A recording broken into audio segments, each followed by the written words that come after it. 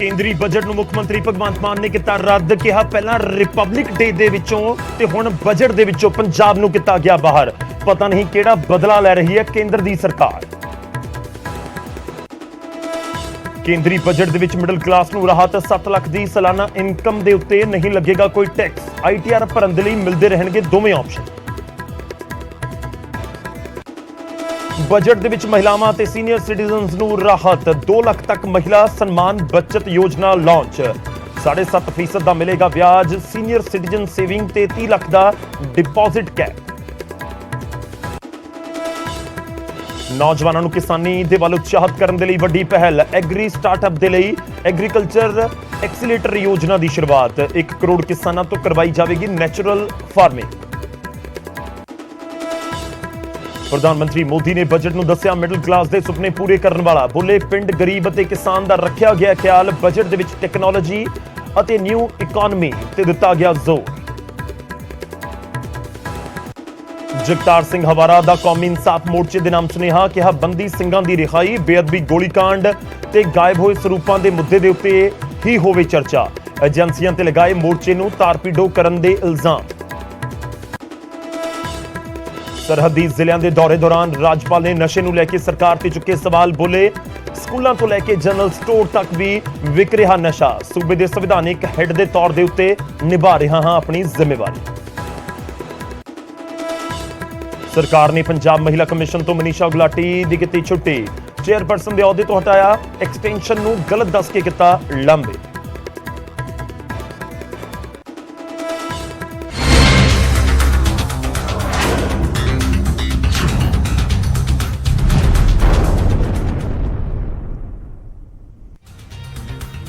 ਸਤਿ ਸ਼੍ਰੀ ਅਕਾਲ, ਸਵਾਗਤ ਹੈ। ਗੌਰਵ ਸ਼ੁਕਲਾ ਮੈਂ ਹਾਂ ਤੁਹਾਡੇ ਨਾਲ ਹਾਜ਼ਰ ਹਾਂ। ਫਰਕ ਤਾਂ ਪੈਂਦਾ ਹੈ ਲੈ ਕੇ ਜਦੋਂ ਕੇਂਦਰ ਦਾ ਬਜਟ ਆਵੇ ਉਸ ਦੇ ਵਿੱਚ ਜ਼ਿਕਰ ਔਰ ਚਰਚਾ ਟੈਕਸ ਸਲੈਬ ਦੀ ਖੂਬ ਹੋ ਰਹੀ ਹੋਵੇ ਤੇ ਇਸ ਵਿਚਾਲੇ ਸੂਬੇ ਦੇ ਮੁੱਖ ਮੰਤਰੀ ਬਜਟ ਨੂੰ ਸਿਰੇ ਤੋਂ ਰੱਦ ਕਰ ਦੇਣ, ਫਿਰ ਫਰਕ ਤਾਂ ਪੈਂਦਾ ਹੈ। ਸ਼ੁਰੂਆਤ ਅੱਜ ਕਰਨ ਜਾ ਰਹੇ ਹਾਂ ਕੇਂਦਰੀ ਬਜਟ ਦੇ ਉੱਤੇ। ਮੁੱਖ ਮੰਤਰੀ ਭਗਵੰਤ ਮਾਨ ਦੀ ਸਟੇਟਮੈਂਟ ਆਈ ਹੈ ਤੇ ਉਹਨਾਂ ਨੇ ਸਿੱਧੇ ਤੌਰ ਦੇ ਉੱਤੇ ਕਿਹਾ ਕਿ ਪਹਿਲਾਂ ਰਿਪਬਲਿਕ ਡੇ ਦੇ ਵਿੱਚੋਂ ਪੰਜਾਬ ਨੂੰ ਬਾਹਰ ਕਰ ਦਿੱਤਾ ਗਿਆ। ਪੰਜਾਬ ਗਾਇਬ ਸੀ, ਹੁਣ ਬਜਟ ਦੇ ਵਿੱਚੋਂ ਪਤਾ ਨਹੀਂ ਕੇਂਦਰ ਦੀ ਸਰਕਾਰ ਕਿਹੜਾ ਬਦਲਾ ਲੈ ਰਹੀ ਹੈ। ਅਸੀਂ ਸਰਹੱਦੀ ਇਲਾਕਿਆਂ ਦੇ ਲਈ 1000 ਕਰੋੜ ਰੁਪਏ ਮੰਗੇ ਸਨ। ਅੰਮ੍ਰਿਤਸਰ ਤੇ ਬਠਿੰਡਾ ਤੋਂ ਵੰਦੇ ਭਾਰਤ ਰੇਲ ਸੇਵਾ ਮੰਗੀ ਸੀ। 5 ਤਖਤ ਸਾਹਿਬਾਨਾਂ ਨੂੰ ਜੋੜਨ ਦੇ ਲਈ ਇੱਕ ਰੇਲ ਸੇਵਾ ਦੀ ਮੰਗ ਕੀਤੀ ਸੀ। ਨਵੀਆਂ ਫਸਲਾਂ ਤੇ MSP ਨਹੀਂ ਮਿਲੀ। ਪਰਾਲੀ ਤੇ ਕੁਝ ਨਹੀਂ ਦਿੱਤਾ। ਕਿਸਾਨਾਂ ਨੂੰ ਉਹਨਾਂ ਦੇ ਹਾਲ ਤੇ ਛੱਡ ਦਿੱਤਾ। ਕਿਸਾਨਾਂ ਤੋਂ ਅੰਦੋਲਨ ਦਾ ਬਦਲਾ ਲਿਆ ਗਿਆ ਹੈ। ਮੁੱਖ ਮੰਤਰੀ ਕਹਿੰਦੇ ਹੋਏ ਨਜ਼ਰ ਆਏ ਨੇ। ਉਹਨਾਂ ਨੇ ਕਿਹਾ ਕਿ ਪੰਜਾਬ ਨੂੰ ਬਜਟ ਦੇ ਵਿੱਚ ਕੁਝ ਵੀ ਨਹੀਂ ਦਿੱਤਾ ਗਿਆ। ਤਾਂ ਕੇਂਦਰ ਦੇ ਬਜਟ ਨੂੰ ਲੈ ਕੇ ਇਸ ਸਮੇਂ ਹਮਲਾਵਰ ਨੇ ਮੁੱਖ ਮੰਤਰੀ ਭਗਵੰਤ ਮਾਨ ਤੇ ਉਹਨਾਂ ਦੇ ਵੱਲੋਂ ਸਟੇਟਮੈਂਟ ਜਾਰੀ ਕਰਕੇ ਸਿੱਧੇ ਤੇ ਸਪਸ਼ਟ ਸ਼ਬਦਾਂ ਦੇ ਵਿੱਚ ਕਿਹਾ ਗਿਆ ਹੈ ਕਿ ਇਸ ਦੇ ਵਿੱਚ ਪੰਜਾਬ ਨੂੰ ਇੱਕ ਤਰੀਕੇ ਨਾਲ ਬਾਹਰ ਕਰ ਦਿੱਤਾ ਗਿਆ। ਬਜਟ ਦੇ ਵਿੱਚ CM ਦੀ ਸਟੇਟਮੈਂਟ ਹੈ ਜਿਸ ਦੇ ਵਿੱਚ ਉਹ ਜ਼ਿਕਰ ਕਰ ਰਹੇ ਨੇ ਕਿ ਪੰਜਾਬ ਤੇ ਇਸ ਸਮੇਂ ਪੂਰੇ ਉੱਤਰ ਭਾਰਤ ਦੇ ਸਾਹਮਣੇ ਚੁਣੌਤੀ ਹੈ ਪਰਾਲੀ ਦੀ। ਬਜਟ ਦੇ ਵਿੱਚ ਉਸ ਦਾ ਜ਼ਿਕਰ ਨਹੀਂ। ਪੰਜਾਬ ਦੇ ਕਿਸਾਨਾਂ ਦਾ ਜ਼ਿਕਰ ਨਹੀਂ। MSP ਹੋਰ ਫਸਲਾਂ ਦੇ ਉੱਤੇ ਦੇਣ ਦਾ ਕੋਈ ਜ਼ਿਕਰ ਨਹੀਂ। ਪੰਜਾਬ ਨੇ ਮੰਗ ਕੀਤੀ ਸੀ ਕਿ ਦਿੱਲੀ ਤੋਂ ਬਠਿੰਡੇ ਤੱਕ, ਕਿਉਂਕਿ ਬਠਿੰਡਾ ਇੱਕ ਅਜਿਹੀ ਥਾਂ ਹੈ ਜਿੱਥੋਂ ਬਹੁਤ ਜ਼ਿਆਦਾ ਵਪਾਰੀ ਦਿੱਲੀ ਜਾਂਦੇ ਨੇ ਜਾਂ ਦਿੱਲੀ ਤੋਂ ਇੱਧਰ ਵਾਲੇ ਪਾਸੇ ਆਉਂਦੇ ਨੇ, ਤਾਂ ਦਿੱਲੀ ਤੋਂ ਲੈ ਕੇ ਬਠਿੰਡਾ ਤੱਕ ਇੱਕ ਵੰਦੇ ਭਾਰਤ ਐਕਸਪ੍ਰੈਸ, ਇੱਕ ਦਿੱਲੀ ਤੋਂ ਲੈ ਕੇ ਅੰਮ੍ਰਿਤਸਰ ਤੱਕ ਵੰਦੇ ਭਾਰਤ ਐਕਸਪ੍ਰੈਸ ਦਿੱਤੀ ਜਾਵੇ। ਉਸ ਦੇ ਉੱਤੇ ਗੌਰ ਨਹੀਂ ਕੀਤਾ ਗਿਆ, ਉਸ ਦਾ ਕੋਈ ਜ਼ਿਕਰ ਨਹੀਂ ਕੀਤਾ ਗਿਆ। ਤਾਂ ਰਿਪਬਲਿਕ ਡੇ ਦਾ ਜ਼ਿਕਰ ਕਰ ਰਹੇ ਨੇ ਕਿ ਜਦੋਂ ਗਣਤੰਤਰ ਦਿਵਸ ਸੀ ਹੁਣੀ 26 ਜਨਵਰੀ ਨੂੰ ਨਿਕਲਿਆ ਤਾਂ ਉਸ ਸਮੇਂ ਪੰਜਾਬ ਦੀ ਝਾਕੀ ਪਰੇਡ ਦੇ ਵਿੱਚ ਨਹੀਂ ਸੀ। ਤਾਂ CM ਨੇ ਸਿੱਧੇ ਤੌਰ ਦੇ ਉੱਤੇ ਤਿੱਖੇ ਨਿਸ਼ਾਨੇ ਸਾਹਿਬ ਦੇ ਕਿਹਾ ਕਿ ਪਹਿਲਾਂ ਰਿਪਬਲਿਕ ਡੇ ਦੇ ਮੌਕੇ ਉੱਤੇ ਪੰਜਾਬ ਨੂੰ ਬਾਹਰ ਕਰ ਦਿੱਤਾ ਗਿਆ। ਪੰਜਾਬ ਰਿਪਬਲਿਕ ਡੇ ਜੋ ਗਾਇਬ ਸੀ ਤੇ ਹੁਣ ਬਜਟ ਦੇ ਵਿੱਚੋਂ ਵੀ ਗਾਇਬ ਨਜ਼ਰ ਆ ਰਿਹਾ ਹੈ। ਤਾਂ ਤਿੱਖਾ ਹਮਲਾ ਕੇਂਦਰ ਦੀ ਸਰਕਾਰ ਦੇ ਉੱਤੇ ਮੁੱਖ ਮੰਤਰੀ ਭਗਵੰਤ ਮਾਨ ਦਾ। ਕੀ ਕੁਝ ਉਹਨਾਂ ਨੇ ਕਿਹਾ ਉਹ ਤੁਹਾਨੂੰ ਸੁਣਾਉਂਦੇ ਹਾਂ। अब देश के बजट से पंजाब गायब है। ये समझ नहीं आती कौन सा बदला ले रहे हैं ये पंजाबियों से। हमने, क्योंकि बॉर्डर स्टेट है, हमने 1000 करोड़ रुपए की मांग की थी कि BSF उनको अपग्रेड करने के लिए, मॉडर्नाइजेशन करने के लिए बॉर्डर की, क्योंकि ड्रोन वगैरह बहुत आते हैं, एंटी ड्रोन सिस्टम लॉन्च करने के लिए, उसका नाम भी नहीं लिया गया। हमने प्री बजट जो डिमांड्स मांगते हैं राज्यों से, हमने उसमें मेंशन किया था कि वंदे भारत श्री अमृतसर साहब से और बठिंडा से जो है दिल्ली के लिए, उसका नाम भी नहीं लिया गया। जब मैं बतौर मेंबर पार्लियामेंट वहां लोकसभा में था तो मैंने एक आइडिया दिया था जो कि रेलवे मंत्री साहब ने एक्सेप्ट भी किया था कि रिलीजियस टूरिज्म के लिए बहुत एक 5 तख्तों को जोड़ने वाली एक ट्रेन चले, जो अभी तो जो श्री अमृतसर से नांदेड़ साहब जाती है उसकी 2-2 महीने की बुकिंग है। अगर आप श्री अकाल तख्त साहब से तख्त श्री केसगढ़ साहब तक, अगला पड़ाव जो है तख्त श्री पटना साहब तक, उससे अगला पड़ाव तख्त श्री हजूर साहब नांदेड़, उससे अगला पड़ाव जो है वो तलवंडी साहबों का हो और वापस फिर अकाल तख्त साहब। तो ये ऐसी ट्रेन जिसमें लाखों जो एनआरआईज भी हैं वो भी 5 तख्तों के दर्शन करना चाहते हैं, लेकिन उनको बहुत दिक्कत होती है, कोई नामो निशान नहीं है उसका। और कोई एमएसपी, नई फसल पे कोई एमएसपी नहीं दी गई है।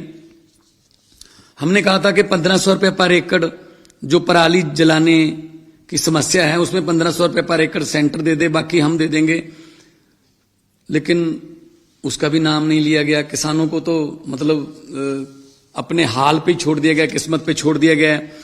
और हम कॉलेज बना रहे हैं, 16 नए मेडिकल कॉलेज बना रहे हैं। इन्होंने कहा है कि जी कि नर्सिंग कॉलेज खोलेंगे। कब से खोलेंगे, कब से वो चल रहे होंगे, कोई उसमें डिटेल नहीं है। और सबसे बड़ी बात है कि शेड्यूल्ड ट्राइब्स के लिए काफी सहूलतें दी गई हैं, अच्छी बात है, लेकिन शेड्यूल कास्ट के लिए कोई भी ऐसी स्कीम नहीं है कि जो शेड्यूल कास्ट हैं, एससी हैं, बीसी हैं, जो पिछड़े वर्ग से हैं, उनको ऊपर उठाने के लिए, उनको उनका जीवन स्तर ऊपर उठाने के लिए कोई पैकेज हो। तो सिर्फ कागज में लिपटा हुआ एक लिखती एक स्क्रिप्ट थी। इससे पहले भी बजट में पेश कहा गया था आने वाले 2023 में 2024 में हम किसानों की आय दुगनी कर देंगे। कहाँ दुगनी की है आय उनकी? एमएसपी के नाम से तो ये सरकार, मेरे ख्याल में सेंट्रल सरकार जो है चिढ़ती है। तो किसानों से एक किस्म का बदला लिया गया है, क्योंकि उन्होंने आंदोलन किया था, इतना बड़ा आंदोलन किया था, तो किसानों के बारे में कुछ नहीं बोला गया, कोई एमएसपी नहीं दी गई। और पंजाब एक बॉर्डर स्टेट है, हमें बहुत चैलेंजेस हैं। हमारी पुलिस को अपग्रेड करने के लिए, हमारे बॉर्डर को अपग्रेड करने के लिए हमने एक सजेशन दिया था कि जो तार के पार 3-3, 4-4 किलोमीटर तार के पार जमीन है, क्यों ना तार को हम 200 मीटर तक ले जाएं। इंटरनेशनल लॉ है कि 150 मीटर तक आप लेके जा सकते हो, लेकिन हम कहते हैं 200 मीटर तक ही ले जाओ, ताकि जो तार के पार जिनकी जमीन है वो किसान जो हैं उनको आई कार्ड दिखा के, और बीएसएफ का भी टाइम उनकी फिस्किंग में, तलाशी लेने में जाता है, बीएसएफ खुद जाती है खेती करवाने के लिए, तो कि 200 मीटर तक तार ले जाएं तो बहुत सी जमीन जो है वो तार से इधर आ जाएगी, बहुत किसानों को फायदा हो जाएगा। उसका कोई मेंशन नहीं किया गया। तो मुझे तो लगता है ये कोई बदला ले रहे हैं पंजाब से, लेकिन पंजाब जो है वो एक ऐसी स्टेट है जिसने 90% कुर्बानियां देश को आज़ाद करवाने में और अभी भी देश की आज़ादी को कायम रखने में हम कुर्बानियां दे रहे हैं। तो ऐसा पंजाब के साथ अन्याय जो है वो अच्छा नहीं है। और हम जब डिमांड फॉर ग्रांट्स बजट पे डिबेट चलेगी तो हमारे जो साथी सांसद हैं राज्यसभा में, हम ये बातें माननीय वित्त मंत्री जी को याद कराएंगे कि पंजाब को आप देश का हिस्सा मानो, पंजाब को देश में से मनफी नहीं कर सकते, क्योंकि पंजाबी हैं जो पूरे देश को खाना भी खिलाते हैं, पंजाबी हैं जिन्होंने हरा इनकलाब ला के देश को अनाज के मामले में जो आत्मनिर्भर बनाया था। तो अब उनको ऐसे छोड़ना लावार छोड़। ਤਾਂ ਸੀਐਮ ਦਾ ਬਿਆਨ ਸਾਹਮਣੇ ਆਇਆ ਤੇ ਉਹਨਾਂ ਦੇ ਵੱਲੋਂ ਕਿਹਾ ਜਾ ਰਿਹਾ ਕਿ ਪੰਜਾਬ ਨੂੰ ਨਜ਼ਰਅੰਦਾਜ਼ ਕਰ ਦਿੱਤਾ ਗਿਆ ਕੇਂਦਰੀ ਬਜਟ ਦੇ ਵਿੱਚ। ਖੈਰ ਹੁਣ ਬਜਟ ਦਾ ਜ਼ਿਕਰ ਕਰਦੇ ਹਾਂ, ਵਿੱਤ ਮੰਤਰੀ ਨਿਰਮਲਾ ਸੀਤਾਰਮਨ ਨੇ ਇਨਕਮ ਟੈਕਸ ਦੇ ਵਿੱਚ 8 ਸਾਲ ਬਾਅਦ ਵੱਡੀ ਰਾਹਤ ਦਿੱਤੀ ਹੈ। ਜੇਕਰ ਤੁਸੀਂ ਅਗਲੇ ਫਾਈਨੈਂਸ਼ੀਅਲ ਈਅਰ ਯਾਨੀ 2023-2024 ਦੇ ਲਈ ਨਵੀਂ ਟੈਕਸ ਰਜੀਮ ਚੁਣਦੇ ਹੋ ਤਾਂ ਟੈਕਸ ਰਿਬੇਟ ਦੀ ਲਿਮਿਟ 7 ਲੱਖ ਰੁਪਏ ਹੋ ਗਈ ਹੈ। ਪਹਿਲਾਂ ਇਹ 5 ਲੱਖ ਰੁਪਏ ਸੀ, ਪਰ ਤੁਹਾਡੀ ਇਨਕਮ 7 ਲੱਖ ਤੋਂ 1 ਰੁਪਏ ਵੀ ਜ਼ਿਆਦਾ ਹੋਈ ਤਾਂ ਤੁਸੀਂ ਟੈਕਸ ਦਾਇਰੇ ਦੇ ਵਿੱਚ ਆ ਜਾਵੋਗੇ। ਖਜ਼ਾਨਾ ਮੰਤਰੀ ਨੇ ਇਹ ਨਵੀਆਂ ਸਲੈਬਸ ਦਾ ਐਲਾਨ ਕੀਤਾ। New tax regime. Thus, persons in the new tax regime with income up to 7 lakhs will not have to pay any tax at all. The second proposal relates to middle class individuals. I had introduced in the year 2020 the new personal income tax regime with 6 income slabs starting from 2.5 lakh.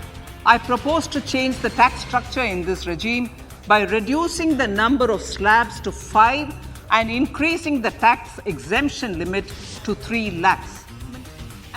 ਨਵੇਂ tax slab ਦੇ ਤਹਿਤ 3 ਲੱਖ ਰੁਪਏ ਤੱਕ ਦੀ income tax free ਹੋਵੇਗੀ। ਜੇਕਰ ਤੁਹਾਡੀ income 7 lakh ਰੁਪਏ ਤੱਕ ਹੈ ਤਾਂ ਤੁਹਾਨੂੰ ਜ਼ੀਰੋ ਟੈਕਸ ਦੇਣਾ ਹੋਏਗਾ, ਤੇ ਜੇਕਰ 7 ਲੱਖ ਤੋਂ ਜ਼ਿਆਦਾ ਹੈ ਤਾਂ ਫਿਰ 0 ਤੋਂ 3 ਲੱਖ ਤੱਕ 0% ਟੈਕਸ, 3 ਤੋਂ 6 ਲੱਖ ਤੱਕ 5% ਟੈਕਸ, 6 ਤੋਂ 9 ਲੱਖ ਤੱਕ 10% ਟੈਕਸ, 9 ਤੋਂ 12 ਲੱਖ ਤੱਕ 15% ਟੈਕਸ, 12 ਤੋਂ 15 ਲੱਖ ਤੱਕ 20% ਟੈਕਸ ਤੇ 15 ਲੱਖ ਤੋਂ ਜ਼ਿਆਦਾ 30% ਟੈਕਸ ਦੇਣਾ ਹੋਵੇਗਾ।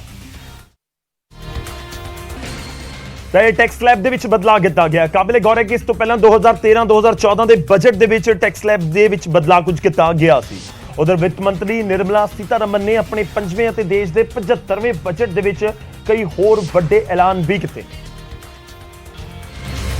ਨਿਰਮਲਾ ਸੀਤਾਰਮਨ ਨੇ 1 ਘੰਟੇ 27 ਮਿੰਟ ਦੀ ਸਪੀਚ ਦੇ ਵਿੱਚ ਦੇਸ਼ ਨੂੰ ਭਰੋਸਾ ਦਿੱਤਾ ਕਿ ਅਰਥ ਵਿਵਸਥਾ ਸਹੀ ਰਾਹ ਦੇ ਉੱਤੇ ਹੈ ਅਤੇ ਚੰਗੇ ਭਵਿੱਖ ਦੇ ਵਾਲੇ ਪਾਸੇ ਵਧ ਰਹੀ ਹੈ।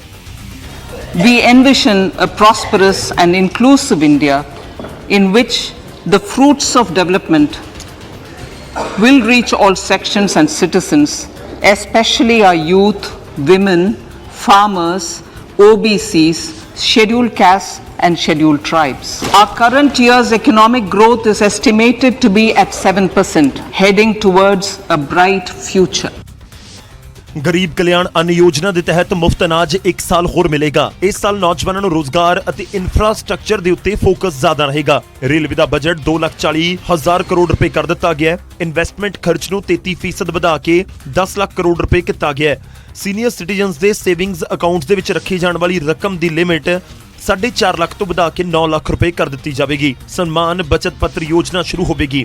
ਇਸ ਦੇ ਵਿੱਚ ਮਹਿਲਾਵਾਂ ਨੂੰ 2 ਲੱਖ ਰੁਪਏ ਦੀ ਬਚਤ ਦੇ ਉੱਤੇ ਸਾਲਾਨਾ 7.5% ਵਿਆਜ ਮਿਲੇਗਾ। ਪ੍ਰਧਾਨ ਮੰਤਰੀ ਆਵਾਸ ਯੋਜਨਾ ਦੇ ਬਜਟ ਦੇ ਵਿੱਚ 66% ਵਾਧਾ ਹੋਇਆ ਹੈ। 2014 ਤੋਂ ਮੌਜੂਦਾ 157 ਮੈਡੀਕਲ ਕਾਲਜਸ ਦੇ ਨਾਲ 157 ਨਵੇਂ ਨਰਸਿੰਗ ਕਾਲਜ ਖੋਲੇ ਜਾਣਗੇ। 50 ਨਵੇਂ 에ਅਰਪੋਰਟ, ਹੈਲੀਪੈਡ ਅਤੇ ਵਾਟਰ ਐਰੋਡਰੋਨ ਸੈਂਟਰਸ ਬਣਨਗੇ। 5G ਸਰਵਿਸ ਦੇ ਉੱਤੇ ਚੱਲਣ ਵਾਲੇ ਐਪ ਡਿਵੈਲਪ ਕਰਨ ਦੇ ਲਈ ਇੰਜੀਨੀਅਰਿੰਗ ਸੰਸਥਾਨਾਂ ਦੇ ਵਿੱਚ 100 ਲੈਬਸ ਬਣਾਈਆਂ ਜਾਣਗੀਆਂ। ਇਹਨਾਂ ਲੈਬਸ ਦੇ ਜ਼ਰੀਏ ਨਵੇਂ ਮੌਕੇ, ਬਿਜ਼ਨਸ ਮਾਡਲ ਅਤੇ ਰੋਜ਼ਗਾਰ ਦੀਆਂ ਸੰਭਾਵਨਾਵਾਂ ਬਣਨਗੀਆਂ। ਤਾਂ ਬਜਟ ਦੇ ਵਿੱਚ ਬਹੁਤ ਕੁਝ ਸੀ, ਤੇ ਬਜਟ ਦੇ ਵਿੱਚ ਸਸਤਾ ਮਹਿੰਗਾ ਕੀ ਹੋਇਆ। ਬਜਟ ਖਜ਼ਾਨਾ ਮੰਤਰੀ ਨਿਰਮਲਾ ਸੀਤਾਰਮਨ ਨੇ LED ਤੋਂ ਲੈ ਕੇ ਖਿਡੌਣਿਆਂ ਤੱਕ ਦੇ ਉੱਤੇ ਟੈਕਸ ਘੱਟ ਕੀਤਾ ਹੈ। ਹਾਲਾਂਕਿ ਸਿਗਰਟ ਅਤੇ ਕੱਪੜੇ ਖਰੀਦਣਾ ਮਹਿੰਗਾ ਹੋ ਗਿਆ। ਲੋਕ ਸਭਾ ਚੋਣਾਂ ਤੋਂ ਪਹਿਲਾਂ ਨਰਿੰਦਰ ਮੋਦੀ ਸਰਕਾਰ ਦਾ ਇਹ ਅੰਤਿਮ ਪੂਰਨ ਬਜਟ ਹੈ। ਲੋਕ ਸਭਾ ਚੋਣਾਂ ਤੋਂ ਪਹਿਲਾਂ ਮੋਦੀ ਸਰਕਾਰ ਦੀ ਦੂਜੀ ਇਨਿੰਗ ਦਾ ਇਹ ਆਖਰੀ ਪੂਰਨ ਬਜਟ ਰਿਹਾ। ਇਸ ਵਾਰ ਬਜਟ ਦੇ ਵਿੱਚ mobile phone, electrical vehicle, LED TV, ਖਿਡੌਣੇ, ਸਾਈਕਲ ਤੇ ਆਟੋਮੋਬਾਈਲ ਸਸਤੇ ਕਰ ਦਿੱਤੇ ਗਏ ਨੇ। ਗੱਲ ਮਹਿੰਗੇ ਹੋਏ ਸਮਾਨ ਦੀ ਕਰੀਏ ਤਾਂ ਸੋਨਾ, ਪਲੈਟੀਨਮ, ਕਿਚਨ ਚਿਮਨੀ, ਸਿਗਰਟ, ਚਾਂਦੀ ਦੇ ਇੰਪੋਰਟਡ ਗਹਿਣੇ ਇਹ ਮਹਿੰਗੇ ਹੋਏ ਨੇ। ਇਸ ਵਾਰ ਦੇ ਬਜਟ ਦੇ ਵਿੱਚ ਘੱਟ ਹੀ ਪ੍ਰੋਡਕਟ ਨੇ ਜੋ ਸਸਤੇ ਜਾਂ ਮਹਿੰਗੇ ਹੋਣ ਜਾ ਰਹੇ ਨੇ। ਇਸ ਦੀ ਵਜ੍ਹਾ GST। 2017 ਤੋਂ ਬਾਅਦ ਤਕਰੀਬਨ 90% ਪ੍ਰੋਡਕਟ ਦੀ ਕੀਮਤ GST ਤੇ ਨਿਰਭਰ ਕਰਦੀ ਹੈ, ਜਿਸ ਨੂੰ GST ਕੌਂਸਲ ਤੈਅ ਕਰਦੀ ਹੈ। ਮੌਜੂਦਾ ਸਮੇਂ ਵਿੱਚ GST ਦੇ ਟੈਕਸ ਸਲੈਬ ਦੇ ਵਿੱਚ 4 ਦਰਾਂ ਨੇ: 5%, 12%, 18% ਅਤੇ 28%। ਜ਼ਰੂਰੀ ਵਸਤੂਆਂ ਨੂੰ ਇਸ ਟੈਕਸ ਤੋਂ ਛੂਟ ਦਿੱਤੀ ਗਈ ਹੈ ਜਾਂ ਫਿਰ ਸਭ ਤੋਂ ਹੇਠਲੇ ਸਲੈਬ 'ਚ ਰੱਖਿਆ ਗਿਆ ਹੈ। GST ਦੇ ਨਾਲ ਜੁੜੇ ਸਾਰੇ ਫੈਸਲੇ GST ਕੌਂਸਲ ਹੀ ਲੈਂਦੀ ਹੈ।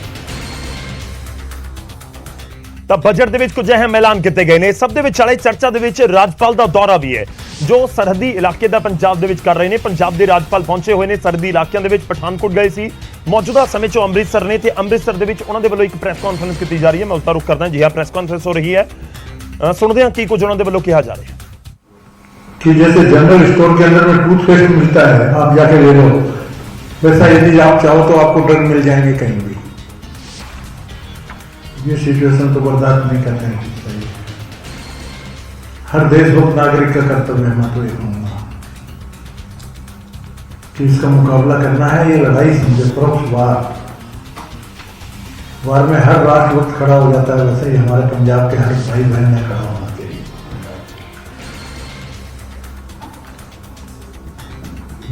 बर्बाद कैसे होने देंगे नेक्स्ट जनरेशन को, उसका मुकाबला होना चाहिए। और यदि नहीं होता है तो कारण से, तो मैं तो यहां तक कहूंगा राज्य सरकार को, जवाबदारी राज्य सरकार की है। नहीं होता है, केंद्र से मदद मांगो, केंद्र की भी जिम्मेदारी है। तो पाकिस्तान की लड़ाई में ये कमजोरी है, क्या क्या चाहिए केंद्र से मांगो ना। मुख्यमंत्री साहब के अच्छे रिश्ते हैं, गृह मंत्री साहब से भी मिलते हैं, प्रधानमंत्री जी से भी मिलते हैं, बात रखें, मैं सपोर्ट कर रहा हूं, करूंगा ना।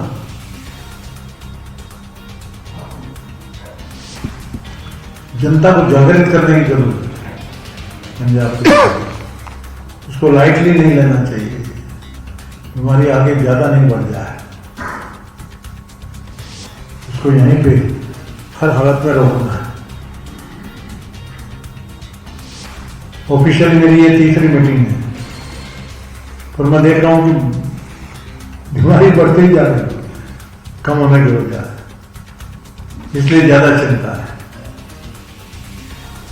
और स्पीड भी ज्यादा है। मेरे को आने को 1 साल भर होगा, 1.5 साल। और सबसे बड़ा रोल पत्रकारों का है। मैं भी पत्रकार, आपको शायद मालूम है कि नहीं, बताया था नागपुर से 78 से गवर्नर बनने तक के मैंने ग्रूम किया है। सैकड़ों मेरे जर्नलिस्ट को तैयार करके ग्रूम करके भेजा है।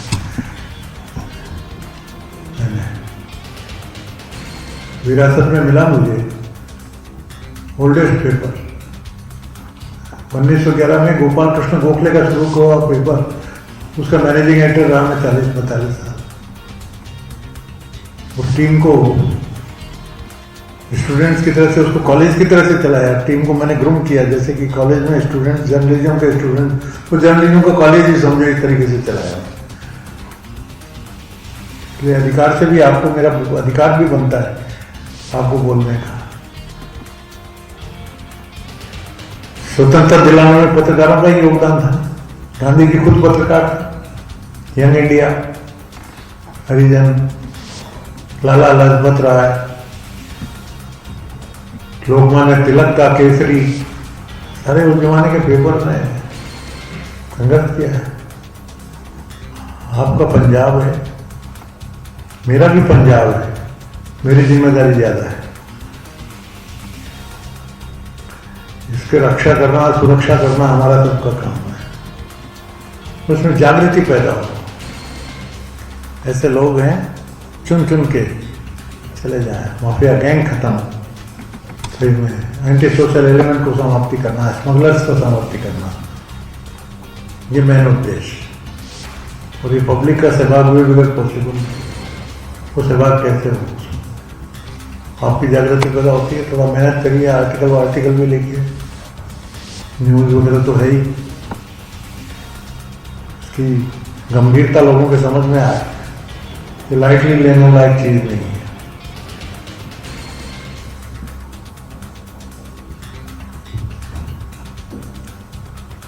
माइनिंग का तो आपको बता ही दिया था।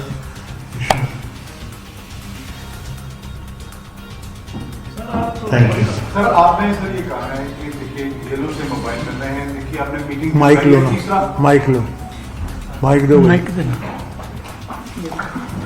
सर आपकी ये तीसरी मीटिंग है अधिकारियों के साथ एक साल में, अगर मैं गलत नहीं हूँ तो आपने इनका जेलों से मोबाइल मिल रहे, पुलिस पकड़ भी रही है, तो लेकिन इसका सोल्यूशन मिल नहीं रहा। वो लोग अंदर से बैठ के, कल भी पुलिस ने पकड़े हैं 5, अंदर से ही डायरेक्शन दी जाती है कहाँ से हिरोइन लोग, कहाँ से इसको ड्रॉप करो। तो इसका आपको क्या लगता है, क्योंकि आपका एक लंबा कैरियर है, आप गवर्नर हैं, आपके पास तमाम दाएं आपके डीजीपी साहब बैठे हैं, बाएं चीफ सेक्रेटरी साहब बैठे हैं, इनसे तो ताकतवर देखिए सर। मैंने कहा ना, मेरे विजिट का 2 पर्पज है जी नंबर 1 सारी एजेंसीज में कोऑर्डिनेशन करना। जी सारी एजेंसीज में कोऑर्डिनेशन यदि होगा, सर इसमें एजेंसीज भी ये कह चुकी हैं, जेलों में बैठे लोग जो हैं वो पाकिस्तान से संपर्क कर रहे हैं।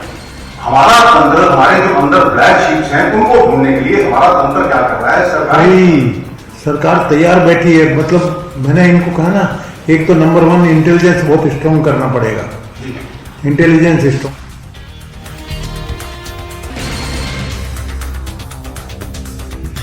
ਤਾਂ ਰਾਜਪਾਲ ਪਹੁੰਚੇ ਹੋਏ ਨੇ, ਬਨਵਾਰੀ ਲਾਲ ਪੁਰੋਹਿਤ ਪੰਜਾਬ ਦੇ ਰਾਜਪਾਲ ਨੇ ਤੇ ਪਹੁੰਚੇ ਹੋਏ ਨੇ ਸਰਹੱਦੀ ਜ਼ਿਲ੍ਹਿਆਂ ਦਾ ਦੌਰਾ ਕਰਨ ਦੇ ਲਈ।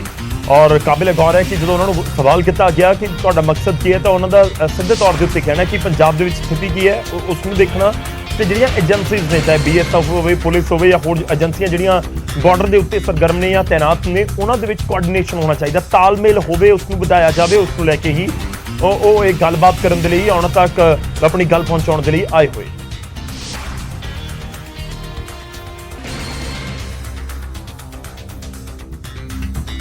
ਅੱਗੇ ਵਧਦੇ ਹਾਂ ਤੇ ਅਗਲੀ ਖਬਰ ਹੈ ਮਹਿਲਾ ਕਮਿਸ਼ਨ ਦੇ ਨਾਲ ਜੁੜੀ ਹੋਈ। ਪੰਜਾਬ ਮਹਿਲਾ ਕਮਿਸ਼ਨ ਤੋਂ ਮਨੀਸ਼ਾ ਗੁਲਾਟੀ ਦੀ ਛੁੱਟੀ ਹੋ ਚੁੱਕੀ ਹੈ। ਮਹਿਲਾ ਕਮਿਸ਼ਨ ਚੇਅਰਪਰਸਨ ਦੇ ਅਹੁਦੇ ਦੇ ਉੱਤੋਂ ਉਹਨਾਂ ਨੂੰ ਹਟਾ ਦਿੱਤਾ ਗਿਆ। ਪੰਜਾਬ ਸਰਕਾਰ ਨੇ ਮਨੀਸ਼ਾ ਗੁਲਾਟੀ ਨੂੰ ਹਟਾ ਦਿੱਤਾ। ਐਕਸਟੈਂਸ਼ਨ ਦਿੱਤਾ ਗਿਆ ਸੀ ਦਰਅਸਲ ਉਹਨਾਂ ਨੂੰ, ਤੇ ਹੁਣ ਤਰਕੇ ਦਿੱਤਾ ਗਿਆ ਕਿ ਐਕਸਟੈਂਸ਼ਨ ਗਲਤ ਹੈ, ਐਕਸਟੈਂਸ਼ਨ ਨਹੀਂ ਦਿੱਤਾ ਜਾ ਸਕਦਾ। ਉਹ ਦੱਸ ਕੇ ਹਟਾ ਦਿੱਤਾ ਗਿਆ। ਨਿਯਮਾਂ ਦੇ ਵਿੱਚ ਐਕਸਟੈਂਸ਼ਨ ਦੀ ਕੋਈ ਵਿਵਸਥਾ ਹੀ ਨਹੀਂ ਹੈ। ਇਹ ਤਰਕ ਦਿੱਤਾ ਗਿਆ ਸਰਕਾਰ ਦੇ ਵੱਲੋਂ ਉਹਨਾਂ ਨੂੰ ਹਟਾਉਣ ਦੇ ਸਮੇਂ। ਕੈਪਟਨ ਸਰਕਾਰ ਨੇ ਮਨੀਸ਼ਾ ਗੁਲਾਟੀ ਨੂੰ 3 ਸਾਲ ਦੀ ਐਕਸਟੈਂਸ਼ਨ ਦਿੱਤੀ ਸੀ। ਉਸ ਸਮੇਂ ਤੋਂ ਹੀ ਉਹਨਾਂ ਨੇ ਅਹੁਦਾ ਸੰਭਾਲਿਆ ਹੋਇਆ। ਨਵੀਂ ਸਰਕਾਰ ਬਣੀ। ਆਮ ਤੌਰ ਤੇ ਜਦੋਂ ਸਰਕਾਰਾਂ ਬਦਲਦੀਆਂ ਨੇ ਤਾਂ ਜਿਹੜੇ ਮਹਿਲਾ ਕਮਿਸ਼ਨ ਦੇ ਚੇਅਰਪਰਸਨ ਹੁੰਦੇ ਨੇ ਉਹਨਾਂ ਨੂੰ ਵੀ ਬਦਲ ਦਿੱਤਾ ਜਾਂਦਾ ਹੈ ਜਾਂ ਉਹਨਾਂ ਦਾ ਕਾਰਜਕਾਲ ਜਦੋਂ ਪੂਰਾ ਹੁੰਦਾ ਹੈ। ਖੈਰ ਉਹਨਾਂ ਨੂੰ ਐਕਸਟੈਂਸ਼ਨ ਮਨੀਸ਼ਾ ਗੁਲਾਟੀ ਨੂੰ ਦਿੱਤੀ ਗਈ ਸੀ ਤੇ ਹੁਣ ਤਰਕ ਦਿੱਤਾ ਗਿਆ ਕਿ ਜਿਹੜੀ ਐਕਸਟੈਂਸ਼ਨ ਦਿੱਤੀ ਗਈ ਹੈ, ਐਕਸਟੈਂਸ਼ਨ ਦੇਣ ਦੀ ਕੋਈ ਵਿਵਸਥਾ ਹੈ ਹੀ ਨਹੀਂ। ਇਸ ਕਰਕੇ ਅਹੁਦੇ ਤੋਂ ਹਟਾ ਦਿੱਤਾ ਗਿਆ ਮਨੀਸ਼ਾ ਗੁਲਾਟੀ।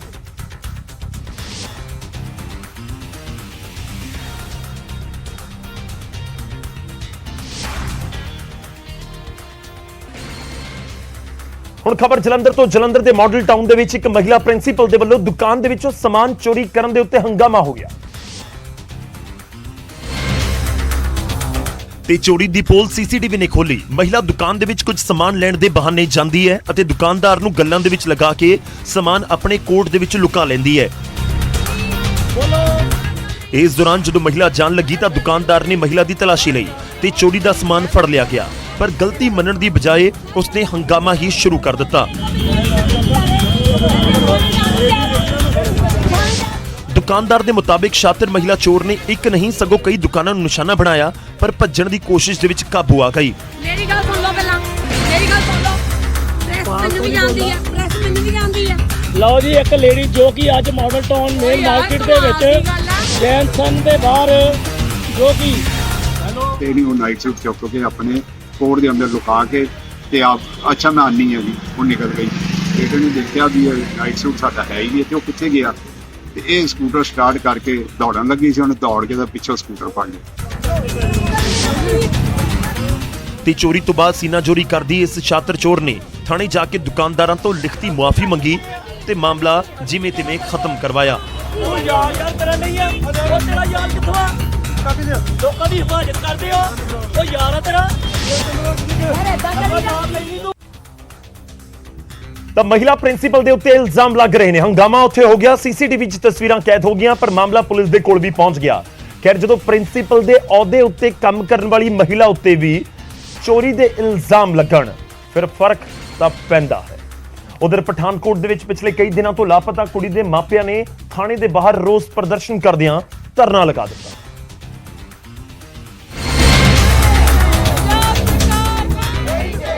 ਤੇ ਪਿੰਡ ਫਰੀਦਾ ਨੰਗਲ ਦੇ ਵਿੱਚ ਕਰੀਬ 10 ਦਿਨ ਪਹਿਲਾਂ ਇੱਕ ਨੌਜਵਾਨ ਦੇ ਉੱਤੇ ਇੱਕ ਨਾਬਾਲਗ ਕੁੜੀ ਨੂੰ ਭਜਾਉਣ ਦੇ ਇਲਜ਼ਾਮ ਲੱਗੇ ਸਨ, ਪਰ ਪਰਿਵਾਰ ਦਾ ਇਲਜ਼ਾਮ ਹੈ ਕਿ ਪੁਲਿਸ ਦੇ ਕੋਲ ਸ਼ਿਕਾਇਤ ਕਰਨ ਦੇ ਬਾਵਜੂਦ ਵੀ ਨੌਜਵਾਨ ਨੂੰ ਗ੍ਰਿਫਤਾਰ ਨਹੀਂ ਕੀਤਾ ਗਿਆ ਤੇ ਨਾ ਹੀ ਕੁੜੀ ਦੀ ਭਾਲ ਕੀਤੀ ਗਈ। ਕੋਈ ਪਤਾ ਨਹੀਂ ਹੈਗਾ ਇਹਨਾਂ ਲੀਤੀ ਹੈ, ਇਹ ਹੁਣ ਉਹਨਾਂ ਦਾ ਫਰਜ਼ ਬਣਦਾ ਪੁਲਿਸਾਂ ਨੂੰ ਸਾਨੂੰ ਪਲੀਜ਼ ਕੁੜੀ ਸਾਡੀ ਕਿੱਥੇ ਲਿਆਉਣ। ਆਹੀ ਮੰਗ ਕਰਨੇ ਵੀ ਮਤਲਬ ਮੁੰਡੇ ਦੀ ਭੈਣ ਤੇ ਮੁੰਡੇ ਦੇ ਪਿਓ, ਮੁੰਡੇ ਦੀ ਮਾਂ, ਉਹਨਾਂ ਦੇ ਸਾਰਿਆਂ ਦੇ FRI ਹੋਏ। ਉਧਰ ਪੁਲਿਸ ਅਧਿਕਾਰੀਆਂ ਨੇ ਮਾਮਲੇ 'ਚ ਸ਼ਾਮਲ ਲੋਕਾਂ ਤੇ ਬਣਦੀ ਕਾਰਵਾਈ ਦਾ ਭਰੋਸਾ ਦਿੱਤਾ ਹੈ। ਆਪਾਂ ਨੂੰ ਆਸ਼ਵਾਸਨ ਦਿੱਤਾ ਕਿ ਆਪਾਂ ਉਹ ਤੇ ਵੀ ਬਣਦੀ ਕਾਰਵਾਈ ਕਰਾਂਗੇ ਤੇ ਨਾਲ ਦੀ ਨਾਲ ਹੀ ਆਪਣਾ ਮੇਨ ਜਿਹੜੀ ਕੋਸ਼ਿਸ਼ ਹੈ ਲੜਕੀ ਨੂੰ ਰਿਕਵਰ ਕਰਨ ਦੀ ਹੈ। ਸਪੈਸ਼ਲ ਟੀਮਸ ਆਪਾਂ ਬਣਾਈਆਂ ਤੇ ਆਪਾਂ ਬਹੁਤ ਹੀ ਜਲਦੀ ਲੜਕੀ ਨੂੰ ਜਿਹੜਾ ਰਿਕਵਰ ਕਰ ਲਾਂਗੇ ਤੇ ਪਰਿਵਾਰ ਨੂੰ ਇਨਸਾਫ ਦੇਵਾਂਗੇ। ਪੰਜਾਬ ਸਰਕਾਰ ਹਾਏ। ਮਾਪਿਆਂ ਤੋਂ ਉਹਨਾਂ ਦੀ ਧੀ ਨੂੰ ਵਿਛੜਿਆਂ 10 ਦਿਨ ਹੋ ਚੁੱਕੇ ਨੇ, ਪਰ ਪੁਲਿਸ ਦੇ ਹੱਥ ਅਜੇ ਤੱਕ ਕੋਈ ਸੁਰਾਗ ਨਹੀਂ ਲੱਗਿਆ। ਅਜਿਹੇ 'ਚ ਮਾਪਿਆਂ ਦਾ ਗੁੱਸਾ 7ਵੇਂ ਅਸਮਾਨ ਤੇ ਹੈ। ਭਗਵੰਤ ਮਾਨ ਮੁਰਦਾਬਾਦ।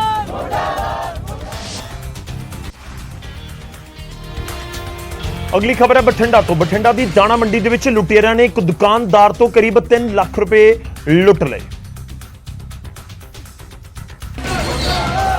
ਤੇ ਲੁੱਟ ਦੀ ਵਾਰਦਾਤ ਤੋਂ ਭੜਕੇ ਦੁਕਾਨਦਾਰਾਂ ਨੇ ਬਾਜ਼ਾਰ ਬੰਦ ਕਰਕੇ ਰੋਸ ਪ੍ਰਦਰਸ਼ਨ ਕੀਤਾ ਤੇ ਸੜਕ ਜਾਮ ਕਰਕੇ ਧਰਨੇ ਦੇ ਉੱਤੇ ਬੈਠ ਗਏ ਤੇ ਪੀੜਤ ਦੁਕਾਨਦਾਰਾਂ ਦੇ ਮੁਤਾਬਿਕ ਚੋਰੀ ਹੋਏ ਬੈਗ ਦੇ ਵਿੱਚ ਕਰੀਬ 3.25 ਲੱਖ ਰੁਪਏ ਅਤੇ ਕਈ ਕੀਮਤੀ ਮੋਬਾਈਲ ਫੋਨ ਸਨ। ਜਦੋਂ ਮੈਂ ਬੈਗ ਆਪਦੇ ਸਕੂਟਰ ਦੇ ਵਿਚਾਲੇ ਰੱਖਿਆ, ਕਿੱਕ ਮਾਰਨ ਲੱਗਿਆ ਤੇ ਉਹ ਮੈਥੋਂ ਬੈਗ ਖੋਹ ਕੇ ਲੈ ਗਿਆ, ਜਿਹਦੇ ਵਿੱਚ ਕੈਸ਼ ਤੇ ਮੋਬਾਈਲ ਸੀਗੇ ਜੀ। ਉਹ ਗਿਣਤੀ ਨਹੀਂ ਹੁੰਦੀ, 3 ਲੱਖ ਤੋਂ ਉੱਪਰ ਸੀਗਾ ਜੀ। ਬਾਕੀ ਮੋਬਾਈਲ ਸੀਗਾ ਜੀ 80-90 ਹਜ਼ਾਰ ਦੇ, 95,000 ਦੇ। ਉਹ ਜਾਣਾ ਤਾਂ ਇੱਕੋ ਹੀ ਸੀ ਜਨਾਬ, ਪਰ ਮੈਂ ਜਦੋਂ ਮਗਰ ਭੱਜਿਆ ਤੇ ਉਹ 2 ਜਣੇ ਮੋਟਰਸਾਈਕਲ ਤੇ ਹੋਰ ਬੈਠੇ ਸੀਗੇ। ਦੁਕਾਨਦਾਰਾਂ ਨੇ ਲੁਟੇਰਿਆਂ ਦੀ ਗ੍ਰਿਫਤਾਰੀ ਸਣੇ ਨੁਕਸਾਨ ਦੀ ਭਰਪਾਈ ਦੀ ਮੰਗ ਵੀ ਕੀਤੀ, ਜਦਕਿ ਮੌਕੇ ਤੇ ਪਹੁੰਚੀ ਪੁਲਿਸ ਟੀਮ ਨੇ ਚੋਰਾਂ ਨੂੰ ਜਲਦ ਕਾਬੂ ਕਰਨ ਦਾ ਭਰੋਸਾ ਦਿੱਤਾ ਹੈ। ਨਹੀਂ, ਜਿਹੜੀ ਵਾਰਦਾਤ ਹੋਈ ਹੈ ਉਸ ਨੂੰ ਅਸੀਂ ਜਲਦੀ ਤੋਂ ਜਲਦੀ ਟ੍ਰੇਸ ਕਰਨ ਲਈ ਕੈਮਰੇ ਤੇ ਟੈਕਨੀਕਲ ਐਫਰਟਸ ਕਰ ਰਹੇ ਹਾਂ। FIR ਰਜਿਸਟਰ ਕੀਤੀ ਗਈ ਹੈ ਤੇ ਬਾਕੀ ਦੋਸ਼ੀ ਦੀ ਅਸੀਂ ਭਾਲ ਕਰ ਰਹੇ ਹਾਂ ਤੇ ਜਲਦੀ ਤੋਂ ਜਲਦੀ ਅਸੀਂ ਸੁਲਝਾਉਣ ਦੀ ਕੋਸ਼ਿਸ਼ ਕਰ ਰਹੇ ਹਾਂ। ਲੁਟੇਰੇ ਕਾਬੂ ਆਉਣਗੇ ਜਾਂ ਨਹੀਂ ਇਹ ਸਮਾਂ ਦੱਸੇਗਾ, ਪਰ ਫਿਲਹਾਲ ਲੁਟੇਰਿਆਂ ਤੇ ਚੋਰਾਂ ਨੇ ਲੋਕਾਂ ਦੀ ਨੱਕ ਦੇ ਵਿੱਚ ਦਮ ਕਰ ਰੱਖਿਆ ਹੈ ਤੇ ਪੁਲਿਸ ਪ੍ਰਸ਼ਾਸਨ ਬਸ CCTV ਖੰਗਾਲ ਰਿਹਾ ਹੈ। ਤਾਂ ਸਵਾਲ ਤਾਂ ਜ਼ਰੂਰ ਹੈ, ਕਿਉਂਕਿ CCTV ਔਰ ਇਸ ਤਰੀਕੇ ਦੀਆਂ ਘਟਨਾਵਾਂ ਦੀ ਜਾਣਕਾਰੀ ਤੇ ਖਬਰਾਂ ਲਗਾਤਾਰ ਵੱਖ-ਵੱਖ ਥਾਵਾਂ ਤੋਂ ਸਾਹਮਣੇ ਆਉਂਦੀਆਂ ਨੇ, ਪਰ ਜਦੋਂ ਘਟਨਾਵਾਂ ਵਧਣ ਤੇ ਗੁੱਸਾ ਦੁਕਾਨਦਾਰਾਂ ਦਾ ਫੁੱਟੇ ਕੁਝ ਧਰਨੇ ਦੇ ਰੂਪ ਦੇ ਵਿੱਚ, ਫਿਰ ਫਰਕ ਤਾਂ ਪੈਂਦਾ ਹੈ। ਉਧਰ ਡੇਰਾਬੱਸੀ ਦੇ ਪਿੰਡ ਬੇੜਾ ਦੇ ਵਿੱਚ ਕਰੀਬ 10 ਬਦਮਾਸ਼ਾਂ ਨੇ ਘਰ ਦੇ ਵਿੱਚ ਜੰਮ ਕੇ ਭੰਨ ਤੋੜ ਕੀਤੀ, ਕਈ ਫਾਇਰ ਵੀ ਦਾਗੇ ਤੇ ਬਦਮਾਸ਼ਾਂ ਨੇ ਸਭ ਤੋਂ ਪਹਿਲਾਂ ਗਲੀ ਦੇ ਵਿੱਚ ਖੜੇ ਮਕਾਨ ਮਾਲਕ ਦੇ ਉੱਤੇ ਹਮਲਾ ਕੀਤਾ ਤੇ ਫਿਰ ਘਰ ਤੇ ਇੱਟਾਂ ਤੇ ਰੋੜੇ ਵਰਾਉਣੇ ਸ਼ੁਰੂ ਕਰ ਦਿੱਤੇ। ਜਦੋਂ ਇਸ ਤੋਂ ਵੀ ਮਨ ਨਾ ਭਰਿਆ ਤਾਂ ਬਦਮਾਸ਼ ਘਰ ਦੇ ਅੰਦਰ ਆ ਗਏ ਅਤੇ ਜੰਮ ਕੇ ਹੁੜਦੰਗ ਮਚਾਇਆ।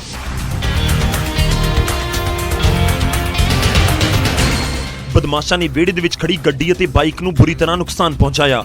ਹਮਲਾਵਰ ਕਮਰਿਆਂ ਦੇ ਅੰਦਰ ਜਾ ਵੜੇ ਤੇ ਫਾਇਰਿੰਗ ਕੀਤੀ, ਨਾਲ ਹੀ ਘਰ ਦੇ ਵਿੱਚ ਰੱਖੇ ਸਮਾਨ ਦੀ ਵੀ ਭੰਨ ਤੋੜ ਕੀਤੀ ਗਈ। ਮਾਮਲਾ ਪੁਰਾਣੀ ਰੰਜਿਸ਼ ਦਾ ਦੱਸਿਆ ਜਾ ਰਿਹਾ ਹੈ। ਹਾਲਾਂਕਿ ਵਾਰਦਾਤ ਨੂੰ ਅੰਜਾਮ ਦੇਣ ਤੋਂ ਬਾਅਦ ਮੌਕੇ ਤੋਂ ਮੁਲਜ਼ਮ ਫਰਾਰ ਹੋ ਗਏ ਤੇ ਉਧਰ ਪੁਲਿਸ ਮਾਮਲੇ ਦੀ ਜਾਂਚ ਦੇ ਵਿੱਚ ਲੱਗੀ ਹੋਈ ਹੈ।